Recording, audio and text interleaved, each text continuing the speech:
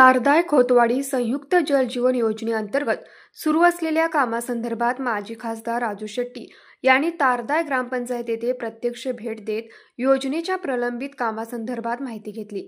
मागील 3 महिन्यांपासून तारदाय खोतवाडी जल जीवन योजनेच्या प्रलंबित कामासंदर्भात अनेक जन आंदोलन तसेच तक्रारी सुरू आहेत। या संदर्भात गावातील काही ग्रामस्थांनी माजी खासदार राजू शेट्टी यांच्याकडे या योजनेसंदर्भात समस्या मांडल्या होत्या।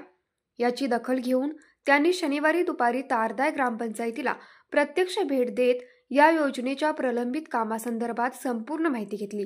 तारदाय खोतवाडीच्या मुख्य पाण्याच्या समस्येबाबत मंगळवार दिनांक 2 सप्टेंबर रोजी जिल्हा परिषदेचे मुख्य कार्यकारी अधिकारी यांच्या दालनात प्रत्यक्ष भेटून या योजनेच्या कामासंदर्भात मी स्वतः लक्ष घालणार असल्याचे त्यांनी यावेळी सांगितले। यावेळी सरपंच पल्लवी पवार, विनोद कोराणे, गुंडा विभूते, अमित झेले, जीवन माने, योगेश डबळे, सुनील सांगले यांच्यासह ग्रामस्थ उपस्थित होते।